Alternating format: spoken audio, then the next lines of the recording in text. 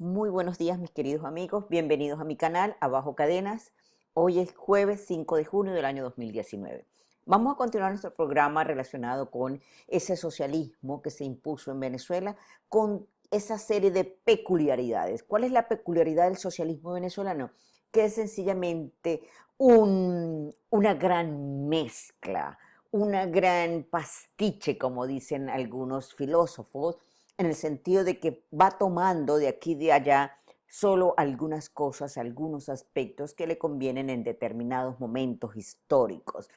Y por supuesto el discurso que asume, bien revolucionario, tiene una base socialista, una base comunista de muchos de los ideales de Marx, pero las acciones son, ¿verdad?, también un reflejo de otros elementos que se dan dentro del mundo, vamos a decir, de la izquierda. El segundo libro del que yo quiero hablarles es este libro que se llama, no es un libro realmente, primero quiero hacer un poquito de historia, perdón, yo quiero hablarles de lo que es el programa de Gotha. El programa de Gotha es el escrito, el texto que produjo este señor que se llama Ferdinand Lasalle en Alemania en el año de 1875. Ferdinand Lasalle era un activista político alemán de izquierda, etcétera, fundador del partido, fundador de la Asociación de Trabajadores de Alemania, y en el año de 1875 se va a producir un gran congreso en la ciudad de Gotha entre los izquierdistas, entre los socialistas marxistas del mundo. Es decir, se va a fusionar lo que era la Asociación de Trabajadores de Alemania, lideradas por Lasalle, y se va a fusionar con el Partido Socialista Obrero Alemán. Allí se fusionan esas dos instituciones, vamos a decir, y este señor escribe un documento en el cual se establece como esa declaración de principios socialistas para regir una sociedad, para gobernar una sociedad o un país, tanto a nivel económico como las funciones del Estado. Ese documento se llamó el Programa de Gotha. A ese, vamos a decir, evento, a ese congreso de 1875, no fue invitado ni Carlos Marx ni Federico Engels, que por supuesto todavía estaban vivos y son los padres del comunismo, los padres del marxismo. Ya había salido a la luz el Capital, y por supuesto esos dos filósofos eran dos de las figuras más importantes de la historia de Alemania, y entonces no fueron invitados al congreso. Sin embargo, por supuesto, ellos tuvieron conocimiento del programa de Gotha, y Marx escribe unas notas, unas glosas marginales al programa de Gotha, en las cuales le hace una crítica al programa. Él critica el programa porque lo considera todavía un programa socialista muy débil, muy pequeño burgués en todas sus partes. Inclusive, aunque el programa toma muchos elementos del manifiesto comunista, por supuesto, y del capital de Marx y de la teoría económica de Marx, él critica la forma de cómo, vamos a decir, ponerlo en práctica en una sociedad. Desde el principio hasta el fin, Marx trata a estos socialistas de una manera absolutamente despectiva, que son, por supuesto, mi imagino estaba muy herido, no lo invitaron, y toda la crítica que hace, por supuesto, es de que son unos pequeños burgueses todavía atados a los capitales, a la idea del poder normal y común y corriente, a la noción de Estado, que no se diferencia en nada del resto de los estados pequeños burgueses del mundo, y que no han logrado superar esa etapa burguesa. Eso es todo. La declaración de principio del programa de Gotha va desde el hecho, desde la primera parte, vamos a decir, en la cual que declara que el trabajo es lo único que genera riqueza y que el producto del trabajo debe ir total e íntegramente al trabajador, el cual, por supuesto, tiene que ser repartido de una manera equitativa entre todos los miembros de la sociedad. También plantean, por supuesto, que la misma idea del manifiesto y del capital, que quien tiene los medios de producción es el que tiene el monopolio de la riqueza, y por supuesto esa es la causa de la miseria de los trabajadores y de la explotación de los trabajadores. Por eso, para salir de la miseria y para salir un poco de este estado de cosas, hay que sencillamente controlar los medios de producción. Los obreros, los proletarios deben controlar los medios de producción para poder llegar al poder. Esa es toda la propuesta y ser regulada, por supuesto, por los trabajadores. Esa, vamos a decir, es la declaración básica de principios que se hace en ese programa de Gotha. Después de allí, la segunda parte pues es más declarativa y van diciendo todas las cosas, vamos a decir, las que creen. Creemos en un Estado libre, dice el documento de Gotha, dice Lasalle, en un Estado libre, creemos en un Estado socialista, en el ejército popular, en elecciones libres, etcétera, etcétera, y todo un poco de cosas, incluyendo hasta lo que es la educación gratuita y obligatoria para las mujeres, el trabajo, la prohibición de trabajo para los niños, toda esa cantidad de cosas que inclusive, solo como fuente de información, recuerden que en Venezuela en 1870, en el gobierno de Antonio Guzmán Blanco, nosotros ya habíamos aprobado la educación gratuita y obligatoria, 5 años antes del Congreso de Gotha. Nada más para que tengan una referencia cuán avanzada siempre ha sido un poco nuestra carrera en esta situación de la política y de la organización social. Bueno, ese es el programa de Gotha. Críticas que le hace Marx al programa de Gotha. Primero, él dice que la fuente de toda riqueza no es el trabajo ni la fuerza de trabajo del hombre, sino la naturaleza, y que por supuesto el reparto equitativo tiene que mirarse muy bien. La idea de igualdad siempre va asociada, recuerde, a una idea de cómo se reparte entonces el fruto del trabajo de la gente, de la sociedad, de todos los miembros de la sociedad. Usted no puede repartir el fruto del trabajo entre todos los miembros porque ¿qué va a pasar con los miembros que no trabajan? Usted va a mantener a la gente que no trabaja, entonces ahí viene la otra, hay necesidad de hacer apartados para revitalizar los medios, para recomponer las máquinas, todo lo que se haya podido perder en el proceso, fondos para esto, fondos para los que trabajan, fondos para los que no trabajan, fondos de recuperación, etcétera.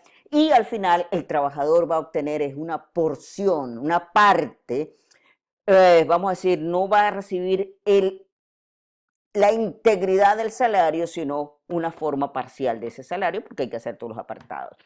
Igualmente es allí donde Marx hace su famosa frase de que no todo el mundo puede recibir equitativamente el salario porque no todos somos iguales.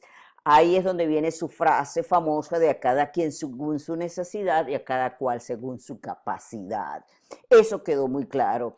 Y por supuesto, el problema está en que la vida real pues ha sido así. Eso es un elemento con el cual los socialistas ni los comunistas han podido lidiar, que tú no puedes hablar de igualdad en un mundo donde reina, donde impera, donde debe permanecer y reinar la desigualdad de la naturaleza. Somos muy distintos, tenemos muchísimas diferencias individuales que deben ser respetadas y por supuesto deben ser tratadas cada una en su dimensión real y concreta. Pero bueno, es un poco eso lo que pasa allí en ese programa de Gotha. Por supuesto, ¿qué sucede? Marx y Engels, como no fueron invitados a ese programa, nadie que estaba allí, aunque él encargó al presidente del partido que por favor leyera todas las observaciones que Marx le estaba haciendo al programa para que los que fueran a estar en el Congreso decidieran sobre la base de lo que estaba allí. El señor no leyó ni presentó las críticas de Marx al programa de Gotha, sencillamente las guardó para preservar la unidad de lo que se iba a dar allí, del Congreso, para poder que se diera la fusión, porque si se ponen las notas de Marx, quizás no se hubiese dado la fusión del partido. Por supuesto, se aprueba, se fusionan los partidos, y las notas que Carlos Marx le hace al libro se publican 15 años después. 15 años después sale el libro de Marx, la crítica al programa de Gotha, ya en el año 1891, cuando se publica el libro. Ya el partido, ¿verdad?, socialista obrero alemán, en esos años pasa a ser el Partido Socialdemócrata Alemán hasta el sol de hoy. El Partido Socialdemócrata es uno de los partidos más viejos del mundo, ya hoy debe tener como 158, 159 años con esa historia que les acabo de contar. Esa es la tendencia que se impone en Europa, de un socialismo socialdemócrata. Es la misma tendencia que se impone en la Segunda Internacional Socialista. Es la tendencia que se impone en muchísimos de los países de Europa que hoy en día tienen economías muy estables y tienen economías, ¿verdad?, con una gran apertura política y económica. Eso lo resolvió, recuerden, Kautsky también en Alemania. Llega un momento en que entre la lucha entre lasallistas y marxistas era muy fuerte y Kautsky sencillamente lo dice en la Segunda Internacional, dice, mire, nosotros tenemos la misma intención, la misma finalidad, acabar con la pobreza, acabar con la miseria, acabar con la desigualdad social. Nosotros queremos un poco que los trabajadores, los proletarios tengan un poco la cuota de poder, el control de los medios de producción, todo eso lo queremos nosotros, pero solo que ustedes, los marxistas, lo quieren por la vía dictatorial, nosotros lo queremos por la vía democrática y esa es la vía que se impone. Bueno, señores, ¿de qué me interesa a mí del programa de Gotha? El programa de Gotha me interesa que al final ellos aportan lo que sería la solución al problema social de Alemania. La solución al problema social de Alemania son para ellos la creación, estriba en crear cooperativas de producción. Cooperativas de producción agrícola, industrial, con, por supuesto, fondos, dineros del Estado y con apoyo financiero del Estado y control social, vamos a decir, por parte de los trabajadores. Esa es la gran idea de la solución de los problemas. Bueno, esa es la gran idea que Hugo Rafael Chávez Frías asume para el socialismo del siglo XXI, para solucionar los problemas sociales de Venezuela, por supuesto, 100 años después, 120 años después de esa idea, vuelve a la palestra. Hugo Rafael Chávez Frías incentiva, recuerden, una inmensa oleada de, vamos a decir, creación de cooperativas. En el año 2001, en Venezuela, había 1.045 cooperativas registradas. En el año 2007, se alcanza o se llega a 150.000 cooperativas. Y en el año 2010 ya hay 307.000 cooperativas. Ustedes pueden ver la diferencia, ustedes pueden ver la dimensión.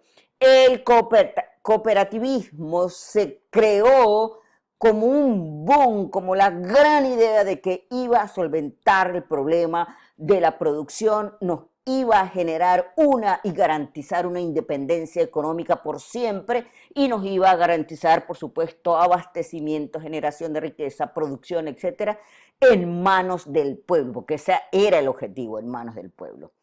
¿Qué pasó, señores? El gran fracaso,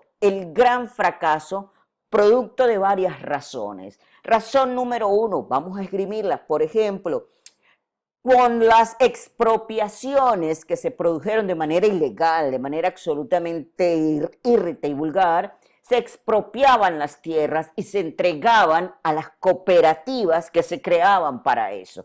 Esas cooperativas, que en la mayoría de los casos estaban integradas por un grupo de personas que no tenían ni idea de cómo se manejaba una unidad de producción de alto rendimiento o cómo se manejaba nada de lo que estaba allí, eran sencillamente políticos, eran sencillamente los líderes locales, etcétera, que se apropiaban de esa vaina y que obviamente fracasaban porque no sabían cómo llevar y cómo mantener el ritmo de producción de una unidad de ese tamaño.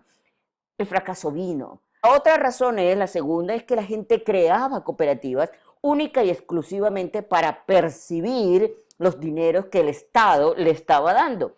Hacían una cooperativa con un fondo de 1 millón, 2 millones, 3 millones, 50 millones, 50.000, de todas las cantidades de cifras que ustedes pueden imaginar, las percibían, las repartían, volvían a recibir otro lote y luego la cooperativa dejaba de funcionar porque eran cooperativas de maletín, cooperativas fantasma, que no iban a ningún lado.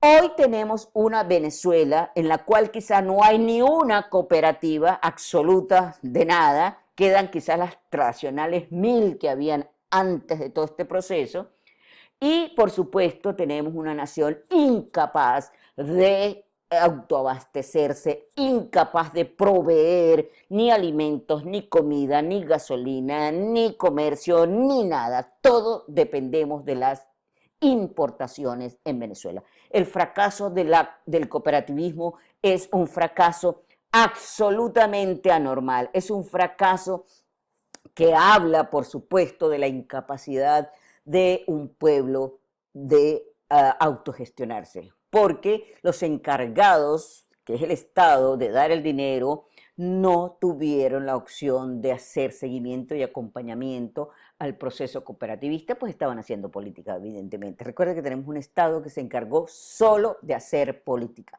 solo de cómo mantener el poder en Venezuela, y trasladó a la ciudadanía, o pretendió trasladar a la ciudadanía el resto de cosas que deberían ser funciones del Estado.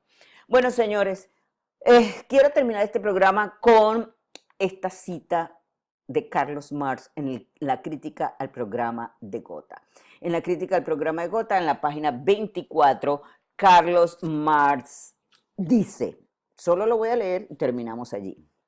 Dice que los economistas han venido demostrando desde hace casi 50 años o más, eso nos quiere decir que ya a la altura de nuestra vida, de este momento histórico, ya son casi 200 años, casi 2 siglos, que el socialismo no puede acabar con la miseria determinada por la misma naturaleza, sino solo generalizarla, repartirla por igual sobre toda la superficie de la sociedad. El socialismo no acaba con la pobreza. Gran verdad. Quizás es una de las grandes verdades que Marx deja dicho en ese libro. Seguiremos conversando, mis amigos. Muy buenos días.